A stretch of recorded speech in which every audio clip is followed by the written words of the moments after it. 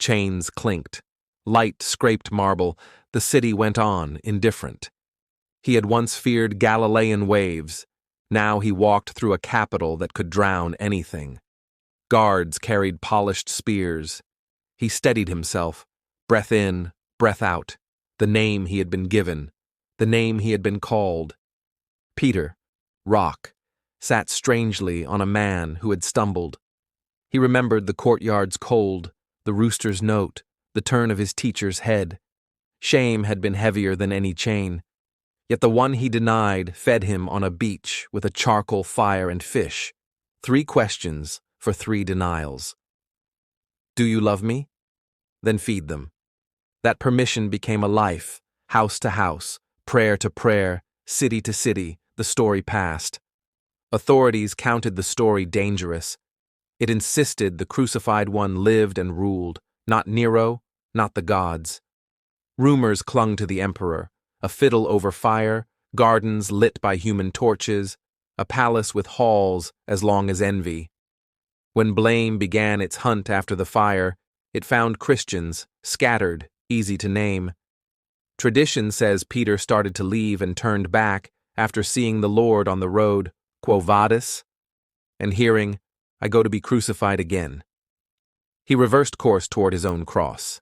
They led him to a smaller ground, dirt packed by feet and wheels, a scaffold smelling of sap, rope, iron, sweat.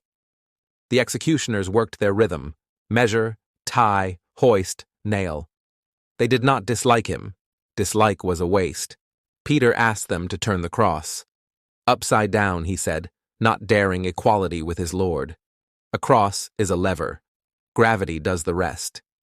He thought not of leverage but of faces, a mother-in-law once bent under fever, the girl who opened the door to Rhoda's shout, a lame man at the beautiful gate dancing as if every bone were oiled, a Roman jailer who washed stripes and then asked for washing himself.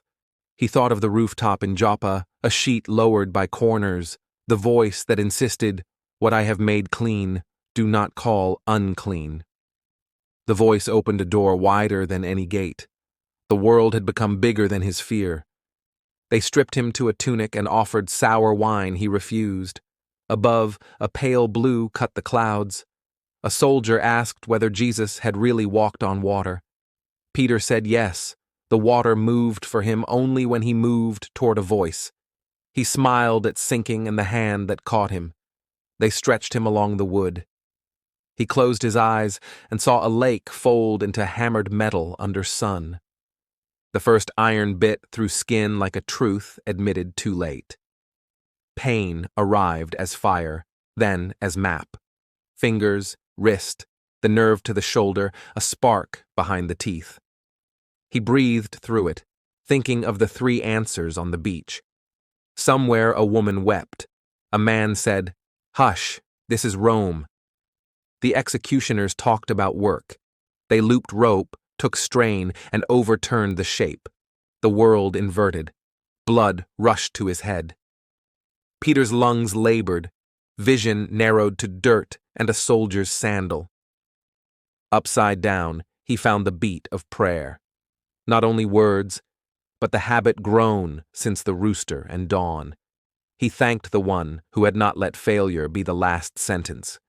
He asked mercy for the city, rulers, executioners, the frightened ones, the church that would have to stand without his hands. He remembered the lakeshore warning. When you are old, you will stretch out your hands and another will carry you. He had argued once, not now. Someone shouted that gods die every spring and rise with the grain. What made this crucified Jew different? Peter answered with stories, a room and a breath, a prison that opened, a beggar who walked, a household made family at water's edge. He spoke of a cross that canceled the debt kept by fear. Another said, "Maybe it is hope, and I am tired of being clever." The city went on with itself. Crews hammered the emperor's dreams into stone. Peter's time narrowed to breath. He prayed for those who would come later, a timid man in Lyon, a mother in Carthage, a monk by a cold sea, a woman translating by candlelight, a pastor who forgave enemies, a prisoner tapping psalms through a wall. He prayed for fishermen who mended nets, for scholars at wells, for Rome to tire of spectacles and wake to a kingdom without marble. Pain found new colors. The sun dropped, and with it, the last warmth. Flies discovered the sweet salt on his face and hands. Memory swung low, a boat rocking against a dock, a face lit from within, a voice that said, "Follow me," and the road appeared.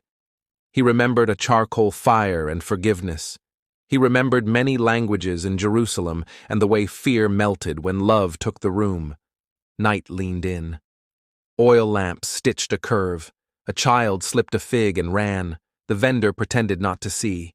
The executioners drank and argued. A dog lay beneath the scaffold. Somewhere a hymn began. Peter let the words rise without tune. Death is not an instant for everyone. It came as a slow bargaining, air for thought, thought for calm. He traded as far as he could, then stopped. He spoke the name that had spoken him. He offered back the life he had borrowed. He gave thanks that the last thing he would see was earth and not sky. He entrusted his friends to mercy. He said, as far as he could, "Follow him." Later, some would ask whether any of this was fact like a clerk's stamp. They would note that Scripture hints, when you are old, you will stretch out your hands, and the rest is memory braided with courage. They would argue dates and venues, line up testimonies like ledger columns. But the church remembered a man hung head downward because he would not pretend equality with his Lord. They found in that posture a parable. Strength without swagger, authority on its knees, a reality that grows when planted in loss. Near dawn, soldiers took him down. The body that had once jumped into a lake fully clothed lay light as reed. Friends came with a blanket and a jar and moved quickly. They spoke in whispers because a quiet voice fit the subject. Mercy, received and returned. They laid him where they could. Morning found Rome unamazed. The river slid on. The city called itself eternal.